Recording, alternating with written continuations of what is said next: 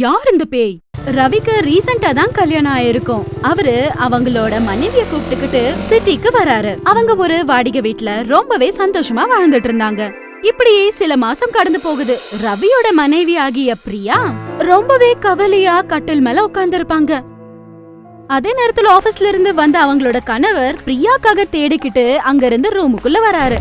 அதுக்கப்புறம் பிரியா கிட்ட போய் சொல்றாரு, என்ன பிரியா, ஏன் இப்படி எல்லாம் பண்ற? உனக்கு அப்படி என்னதான் ஆச்சு? நீங்க பிஜி தானே, எவ்வளவு சொன்னாலும் உங்களுக்கு வேஸ்ட் தான். வாங்க சாப்பாடு பரிமாறுறேன் அப்படின்னு பிரியா கோவமா அங்க இருந்து எழுந்து போகும்போது ரவி என்ன ஆச்சு அப்படின்னு கேக்குறாரு. அதுக்கு பிரியா சொல்றா, இங்க வந்து எத்தனை மாசம் ஆச்சு? ஒரு நாளாவது என்ன ஜாலியா வெளிய கூப்பிட்டுட்டு போனீங்களா? எப்ப பாரு வேலை வேலை வேலை அப்படின்னு சொன்ன உடனே மனைவி சொன்னது புரிஞ்சுக்கிட்டாம, ஓ அதான் உன் கோவத்துக்கு காரணமா?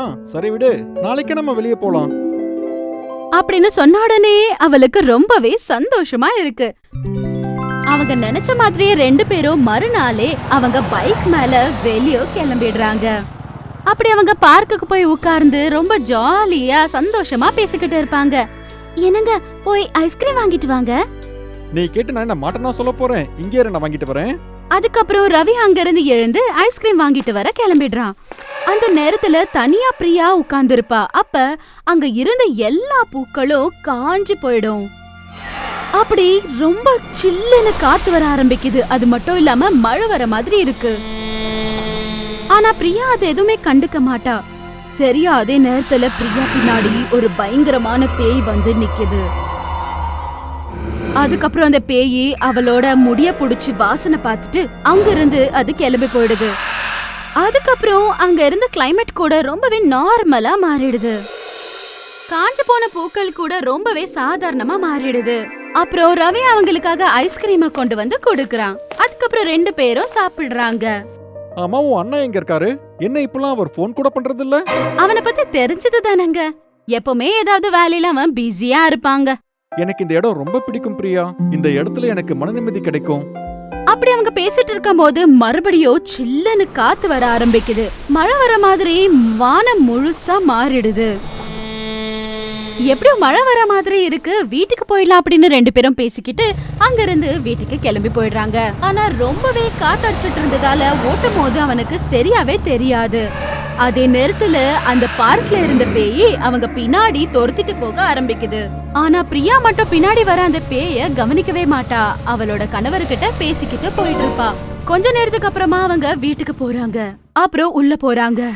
ஆனா அந்த பேய் வெளியோ நின்னு ரொம்பவே கோவமா அவங்கள பாத்துட்டு இருக்கோம். இதுக்கு மேல நீங்க சந்தோஷமா இருக்கிற நாட்கள் எல்லாம் நாசமாயிடுச்சு. நான் யாருன்னு உங்களுக்கு காட்டுறேன். மெதுவா மழை கூட வர ஆரம்பிக்குது. அப்புறம் பிரியா வீட்டுக்குள்ள சமையல் செஞ்சுக்கிட்டு இருப்பா. அந்த நேரத்துல அவ மழைய ரசிச்சுக்கிட்டே வெளிய பாத்துக்கிட்டு இருப்பா. அந்த நேரத்துல அந்த பேய் வந்து அவ முன்னாடி அப்படியே கண்ணு முன்னாடி வந்து போகுது. அவ பயந்து போறா. பயத்துல அவ உடனே கண்ணை மூடிடுறா. அதுக்கப்புறம் கொஞ்சம் தைரியத்தை வர வச்சுக்கிட்டு அவ கண்ணை திறந்து பாக்குறா. அங்க எதுவுமே இருக்காது. அங்க ஒரு மரம் மட்டும் இருக்கும். அதுக்கப்புறம் பிரியா இப்படின்னு நினைச்சுக்கிறா, அபாடா, ஒரு நிமிஷம் செத்த பொழிச்ச மாதிரி இருந்தது. இது எல்லாம் என்னோட இமேஜினேஷனா?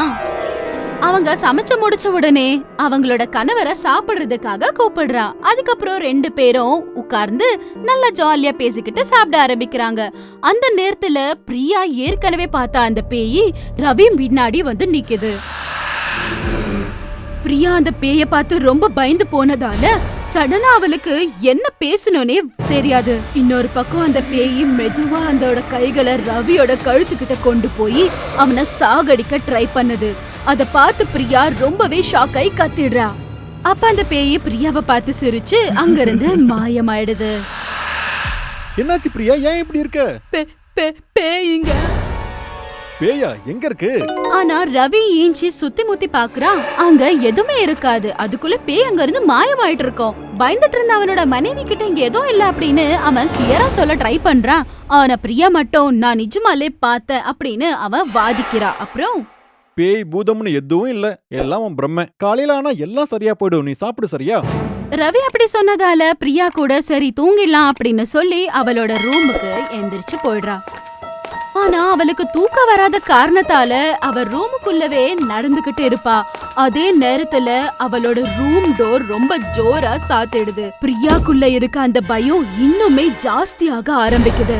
அதுக்குள்ள அதோட ரூமுக்குள்ள அந்த பேய் வந்து மறுபடியும் சிரிக்க ஆரம்பிக்குது. அப்ப பிரியா அந்த பேய பார்த்து ரொம்பவே பயந்து போய் பேய் கிட்ட இப்படின்னு சொல்றா, நீ யாரு? எதுக்காக என்ன மட்டும் துரத்துற? என் கண்ணுக்கு மட்டும் எதுக்காக தெரியற? அது உனக்கு சொன்னால புரியாது. உனக்கு 2 நாள் மட்டும் தான் டைம் இருக்கு.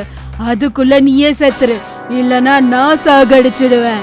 அத கேட்ட உடனே பிரியா ஷாக் ஆகுறா. நான் எதுக்காக சாகணும்? நான் என்ன தப்பு பண்ணிருக்கேன்? என்ன ஆச்சு?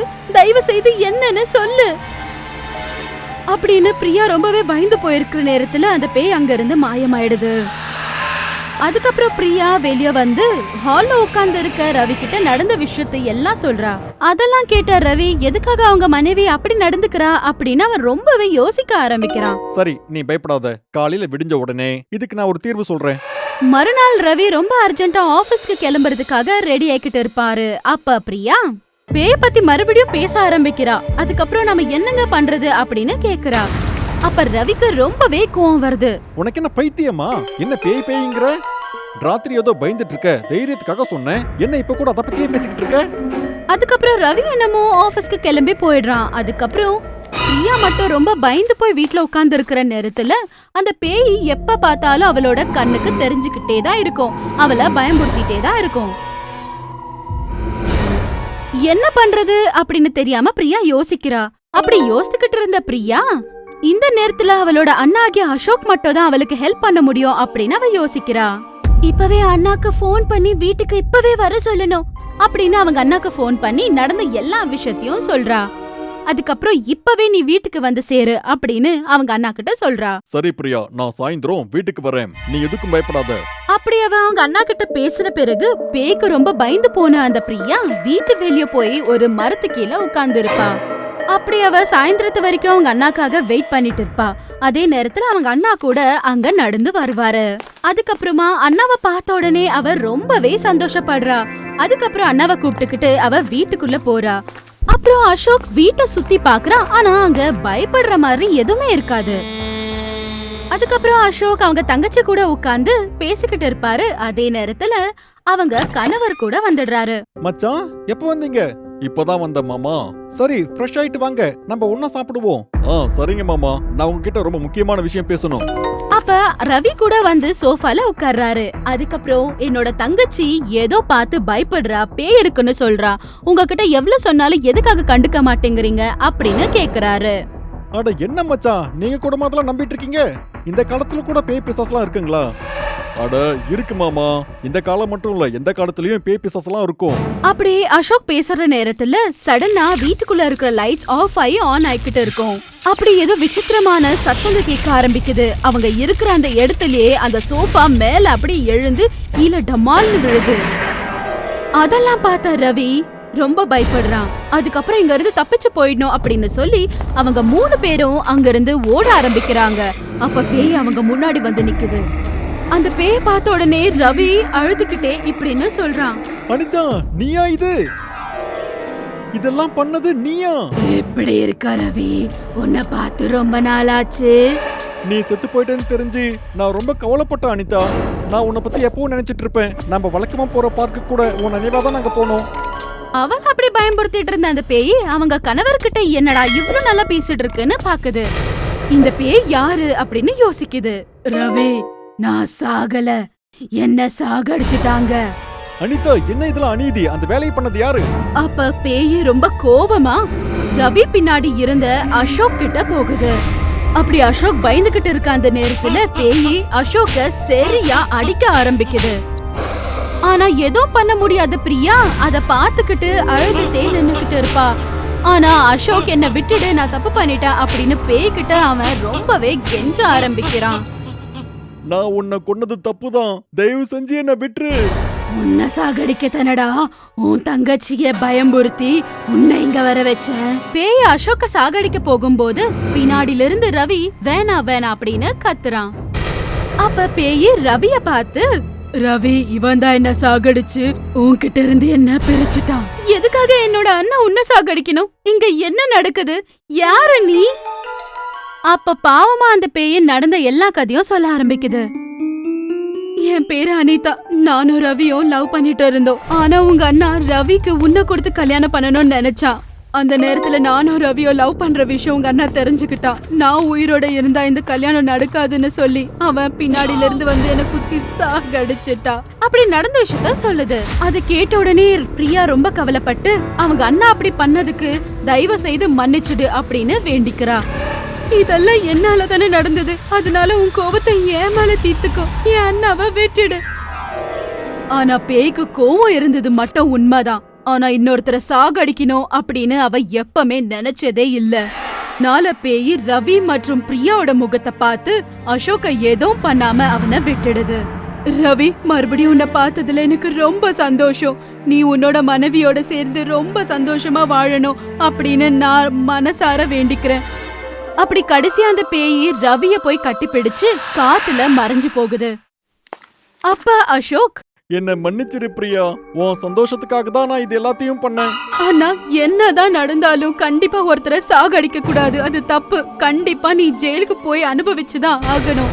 ஐயா சொன்னதை கேட்டு அசோக் அவன் தப்பு பண்ணிட்டான் அப்படின்னு உணர்றான். எப்படியோ அனிதா செத்து போனதுக்கு ஒரு நியாயம் கிடைச்சது அப்படின்னு ரவி யோசிக்கிறான். அப்படி அன்னில இருந்து ரவி மற்றும் பிரியா மறுபடியும் ரொம்ப சந்தோஷமா வாழ ஆரம்பிக்கிறாங்க.